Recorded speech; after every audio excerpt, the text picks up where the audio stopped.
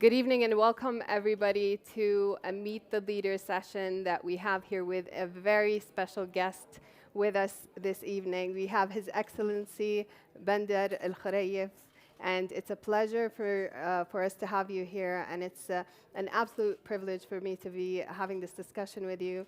Thank you very much for taking the time out of your schedule.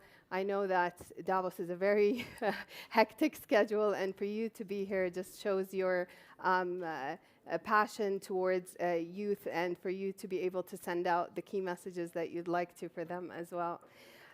So I'd like to give you a little bit of an introduction about His Excellency. His Excellency is the Saudi Minister of Industry and Mineral Resources. He has 27 years of experience in leadership positions in the industrial, commercial, and investment fields, and recently moved from the private sector into the public sector to fulfill his current position. Welcome. Thank you. So, Your Excellency, if you'd allow me, I'd like us to take a moment to travel back in time to when you were younger, dreaming of your future life. What were those dreams that you had? Okay, thank you very much, first of all, and I would like to congratulate you for this great effort. It's really flattering to be invited for something like this. And also, it's a change of the boarding schedule we normally have, so thank you very much for that. I mean, the question is quite unique. I know I'm just trying to figure out how the best way to answer. But when I look back, and I wasn't very smart. I mean, in terms of school, I wasn't a very good student. I mean, in terms of grades, but something inside me always, kept me thinking that I need to be something special. And I think I've always tried to find out how can I be. So one of the things I always tell young people is the problem today we have is we look at the average. Right. And successful people, unfortunately, and failure people are not in the average. So you need to know that you have to be somewhere in the extreme, and you need to make sure that you are in the right extreme. How to do that is really, you need to figure out is, if you're doing the normal stuff, if you're doing the average stuff, you will just become average. Even if that average is really very good in school or good grades, but you need to find a way to differentiate yourself of how you want to be in the future. I can't say that I dream to be, a successful businessman or a minister because it didn't occur to myself. But I really had a strong belief in myself that I need to be someone special, someone not average, someone not normal. So maybe that's if I even remember when sometimes when I'm sitting alone, I actually do some, thinking in the future. If I become somebody famous, what am I going to say? Which domain, which... but I think what helped me is the environment I lived in. The environment I lived in was never settled for normal. It was an environment of energy. There's a lot of, I would say, in my environment as a family at least, great role models. Amazing. My father, who passed away a long time when I was young, but he was a great role model. He still is. My mother, who is still my biggest fan, I guess, and she's a great role model. My grandfather, my uncles, so that environment of role models, first of all, made me, believe that I can do something, I can be special, but also put a lot of pressure. So it's not possible for you just to waste your time not doing anything. My childhood was very interesting because I lived in a family like a lot of Saudi families where they live in a big Big big community of house people, and with, yeah. with all of the families, my grandfather, my father and mother and my uncles, and our home was very much connected with our business also, because I come from a family business. And in those days, we used to, those days, we were doing a lot of agriculture equipment. My grandfather started the business selling agriculture equipment. And our house is just across the street from our company. And in those days, because our customers are all farmers, they are coming from outside Riyadh. In those days, there was no restaurants in Riyadh almost, and there was no hotels. So our home was None the of the restaurant. fancy stuff and we was, see today. yeah, was the restaurant and was the hotel. So from an early stage, I was exposed to what I now call customer service. Nice. So we used to receive customers, at home, waiting for whatever, if they are waiting for their parts to be ready, or for their engine, or for the equipment to be ready. And that showed me how it's very important to respect customers, to make sure that they are also treated well. But most importantly, what I have learned at these times is how my father and my grandfather engaged with people.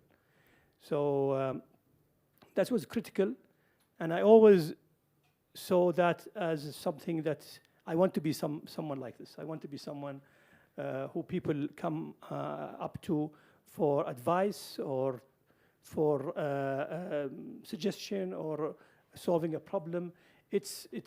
So that's kind of environment created probably inside of me the eagerness to see where I can be unique. That's incredible. And I think that's an exact example of what we're talking about in terms of generation transformation. You touched on so many points related to that, because in generation transformation, we're talking about intergenerational dialogue. And you saying that you learned from those role models within your environment, and they were all possibly from different generations, your grandparents, your own parents. That's such a beautiful thing to see, and that how it impacted you growing up, and is a big part of what made you who you are today. That's absolutely beautiful. Would you say that there were key defining moments in your life, or you spoke about your mother, for instance, being your biggest fan, or is there ever a time where you felt like, I'm close to something, but I'm not there yet? And was there anything that she had said, or anyone that has influenced you to keep going and to succeed in your path? I think many occasions have, if I would choose certain milestones in my life, or very, I would say, major changes that have affected me until today, I would pick maybe 2 or 3, but one of them was my father didn't speak very well English. But at those times we were dealing with companies, international companies. So some of you may know some of the names like Volvo, John Deere, and they were very big companies, major in our business in the agriculture. So he took it upon himself to send me to learn English at very early stage. So he sent me to the UK when I was 11. Wow. It was the first time I traveled outside Saudi Arabia, and it was a major change for me. I mean, that particular trip still is stuck in my mind because of the transformation I have seen, not only in myself, but also in how my dad was proud when he came to London and saw me, talking English. So I realized that you can actually change. People's ability to change is absolute, and sometimes change need to be driven and planned rather than just an accident. And that's probably one of the lessons that I have learned at an early stage. Second, maybe event is when my father died. I was only 16, 17, so it was critical time for me, and maybe it changed my way of living from someone who's just a teenager to someone who suddenly, because I was the oldest and in our culture, it's a kind of responsibility.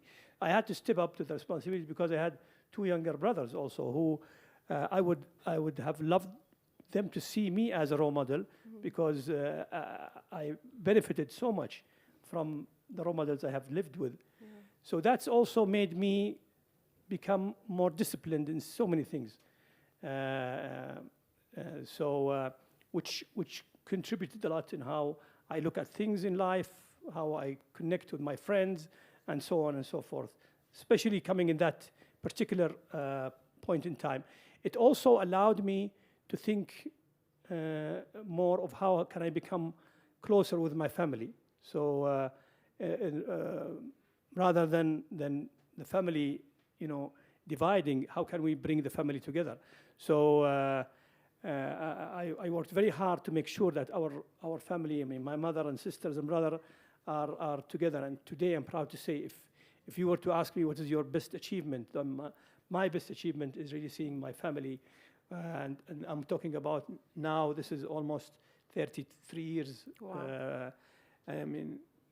Meeting in my mother's house every Friday, having lunch, and really enjoying the time, and not just coming because we just want to come just to say we came, tick the box. For me is a privilege. Is really something that, and finally, maybe one of the most important times of my life is I had a physical illness maybe 10 years ago or something like this. So it was a time that I had to pause and think about life in a more probably more holistic way. And it also gave me the opportunity to realize that life balance with family, with friends, is very important. And that's why I'm lucky for that event that have happened, that it changed the way I looked at life. Today, even with my busy schedule as a minister, I continue to have time for my family. My small family, which is my wife and kids, but my larger family, which is my mother and sisters, my bigger family, which is my uncles and my friends. So I meet my friends regularly, and this gives me joy. This gives me the energy to go on. So, and I would say from a personal development point of view, I realized that studying and being good in school is something, is a privilege. But if you don't have it, it doesn't mean that you can't also build. So I continued to develop myself. I think I became a good learner, so I can learn things very quickly because I can actually address them in the right angle that I would like to learn them. So, but it's a process that you have to go through. So I don't know if I answered the question, but no, absolutely, and you answered it in such a beautiful way. And I think you said something, and from there on, everything you said. Success sometimes needs to be planned rather than something spontaneous or something that comes naturally. And I think everything that you touched on after that, with your family, you made that a priority, and therefore you planned for it. With your friends, it's the same thing, and with education, it's the same thing. And I absolutely admire that. And I wonder, how do you take that as well within the workforce, seeing as how you manage such a large portfolio? How do you take that to the development of youth as well within the workforce, and aiming for it to be planned rather than being spontaneous? Well, again, learning is a continuous journey. It will never end. And also really trying to gain experience, because learning alone is not enough. You need to really pick something and try to be good at it for a while. And then even if you want to go something else, that's fine. But it's a combination of continuous learning, but also having practical experience. So again, I was probably privileged when I started working And again, I was, even when my father passed away, I had 4 uncles who were great models also for me, different personalities. I learned something different from each of them. But most of all, I think the opportunity I was given to to learn and progress in something and gain experience is very important. Trust is important. I mean, one of the values I have been able to learn and also to teach is how people should trust each other. Otherwise, nobody will be able to operate in an environment where there is no trust. Nobody will be able to grow in an environment where there is no trust and enablement. Now, mistakes do happen, and organizations need to account for mistakes so that they can nurture a culture of continuous learning and growth in their people. So my experience in the private sector for 27 years, and I have been also lucky to work in different aspects of business and different levels. So that kind of depth gave me at least the comfort to allow people to work and do whatever they need to be doing and give them the space and observe from distance. And this is what I did actually in the ministry. When I was appointed as a minister, it was overwhelming for me because it's a huge mandate on one hand, but also it's a great responsibility. So the first thing I agreed to have with all of the leadership is to agree on a concept. So I said to them, well, the only concept I know is private sector. So you know what? We will treat this ministry as a holding company, and all of the verticals is like a subsidiary. So I will leave you do your own thing as long as we agree on certain principles, and we picked up the values that we have, the principles, and I will enable you. I will make sure that you get the right support, the right budgeting, and so on. I will leave you alone. 2 things. You have to allow me to interfere. Is if there is a complaint from an investor, I will jump. I will, and if there's a complaint from any of our employees. So investor employees, they have access to me all the time. I even have my Twitter account open, so people reach out to me. But that kind of way of dealing with the team is worked for me very well, because that's how I grew in the organization.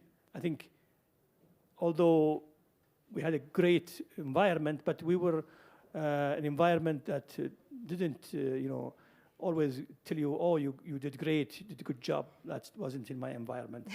The way I know I did great is the more responsibility I was given. And that was, to me, the most It's rewarding. the same in a lot of places. I'm looking at Omar right now. Absolutely. So that's incredible. And, you've recently launched the National Industrial Strategy, which at the core of it, as well as human capital development, including skilling and upskilling. I also have it based on insider information from Omar and Dr. Badr that you've always been an avid supporter of human capital development. And I really want you to tell us a little bit about where this passion comes from, if it's derived from your personal life, and how you evolved it into action. Well, back again to the environment I lived in and the role models I had. I mean, I remember 25 years ago or even 30 years ago, we were invited for dinner at someone's house. I didn't know, but my uncle said, we should go and meet this gentleman. And he was talking about his experience with my grandfather. And he was a small employee in one of the ministries. And my grandfather saw his energy and he said, why are you working for the government? You should go do something on your own. He said, I don't have money. He said, look, I will give you the equipment. And those times they were they were drilling water wells. He said, he was selling equipment, so he said, I will give you the equipment, go do the job, and we will share the profit.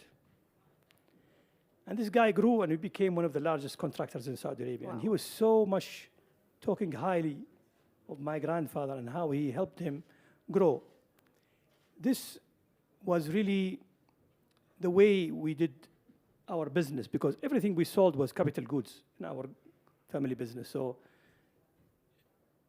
we did agriculture, so or water, or printing machines, or oil pumps, or whatever. So when I started in the business and I saw young people coming to buy equipment, and this story always came back to mind. And it's you need to have that kind of intuition to really see in the eye of the individual and see, do they have what it takes to actually take that equipment and actually make money. And I have seen so many successful individuals who did great. And that's why I'm a great believer in the industrial sector. If we enable even small startups, if we enable them, give them the right tools, they will do magic. So our industrial strategy definitely focuses on the large corporation and the growth and so on. But if you look at any industrial country, you will see the real base is small and medium. Take Germany as an example. Okay, we see on the surface the large, the BMW, the names, Schneider, yeah. the Siemens, and the, but truly what makes the real manufacturing base strong in a country like Germany is the SMEs, and we need to create that environment of SMEs that starts most of the time from entrepreneurs. So that is an important part of our strategy. Now, to do that, you need human capital. Human capital is key to actually take on the responsibility of the execution. Right. Our governments will have very limited capabilities when it comes to execution. We can do a good plan, but at the end of the day, this plan has to be executed by the market, by the entrepreneurs, by private sector, and no matter how you think about it, it all boils down to the right human capital. Now, the good news also, and that's why we are betting actually in Saudi Arabia with regard to manufacturing especially, is the technology is allowing for the sector suddenly to be so much attractive to young people, which it didn't, Right. it wasn't attractive in the past. When I started in the business, the toolbox was very important thing. It's a very important asset. So the engineers will go take their toolbox and go fix equipment. When I left, there's no more toolbox. Toolbox is an iPad or a laptop. It's extinct. I mean, the kind of technology we are seeing coming, training. I remember some of the sophisticated lines we sold. We do training for 4 weeks. On-site training on the equipment. Nowadays, you have virtual training. By the time the equipment is commissioned, Remote operation. the operation is. So the changes in the overall sector is allowing for a country like Saudi Arabia to benefit from these changes, like probably more than anybody else. That's incredible. Thank you so much for that answer. And you know, I think you touched on something. You said young people nowadays are, it's more attractive for them. And one thing throughout all the discussions that we've been having and in our work with youth, one question that always comes up from them is, how can we be part of things? How can we be part of the change? How can we get involved? So if you were to give them direction or advice for the generation transformation youth who have the passion but don't yet know what to do with it, what would that advice be? I don't think they would like my advice. No, because, please. yeah, They have to have it. they have to be patient. Patience pay off big time. I can tell you this. They're not very patient. They're not patient. It's TikTok. They need to be patient. You need to stick to something and try to master it, no matter what it is. But it's one thing to learn about something, it's another thing to actually do it for some time. So patient is very important, in my opinion. Secondly, you need to be responsible. If one thing kept me really strong, it is always I feel responsible. I feel responsible for myself, for my family, for my business, for my customers. Feeling sense of responsibility is an energy that cannot be found anywhere else. And because it actually gives you the energy to work hard, wake up early in the morning, stay up late at night, but yet you have the energy because you are responsible for something, for someone. Get anxiety a little bit about Yeah, it. but this is part of growing up. This is part of really and continuous learning. I always say, as individuals, we need to have 3 characters always with us. One is the student. We need to always learn. The second character is a child, because child has is naive, is willing to try new things, is willing to do mistakes. And finally, as a Muslim, is a believer. A believer, there's a God, there's somebody there's someone who I can always go back to, ask for forgiveness, ask for guidance. So these 3 characters are very important to have all the time. So but back to the patient. I see my kids. I have 5 kids, 4 girls and 1 boy, and they get excited and sometimes too excited. But when you start, then they get bored.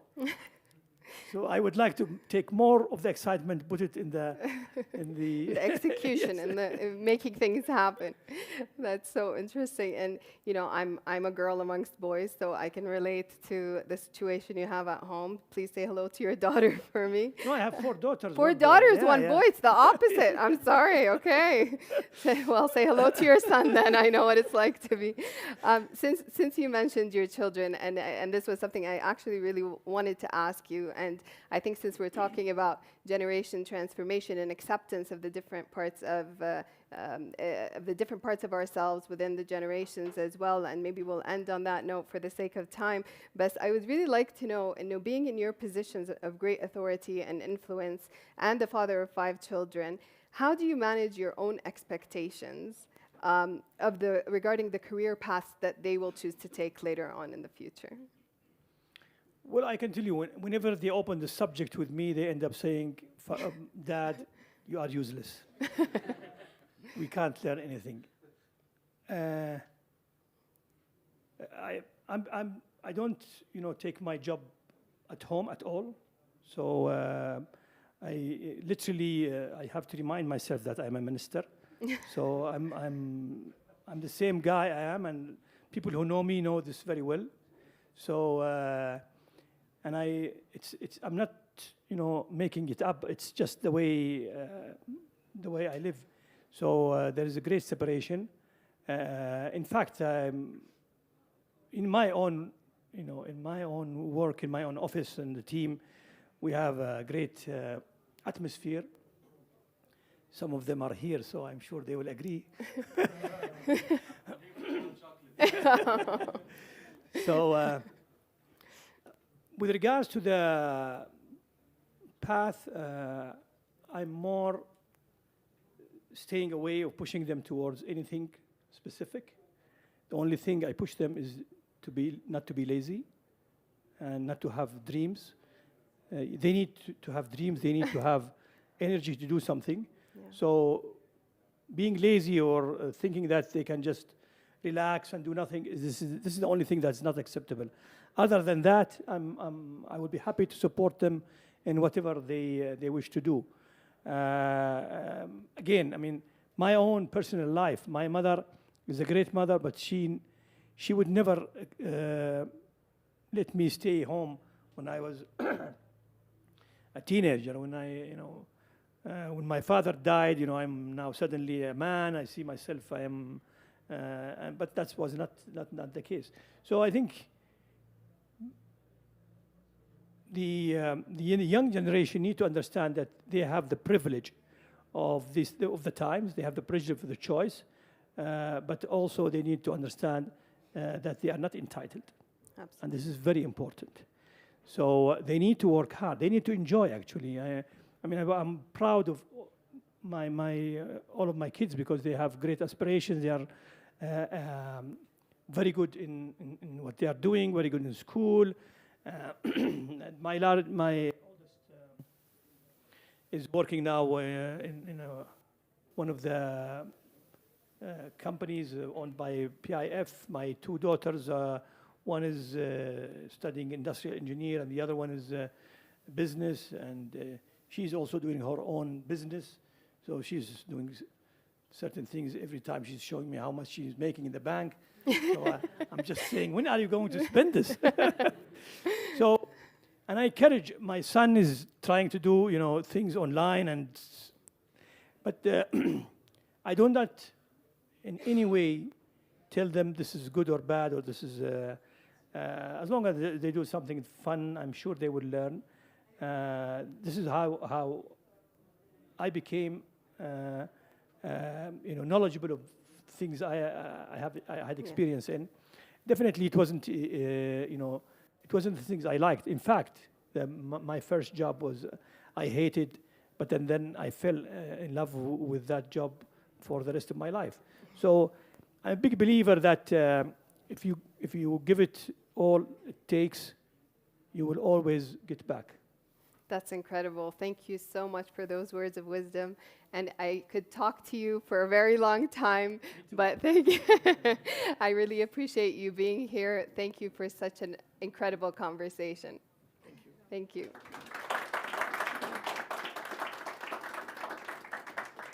Thank you.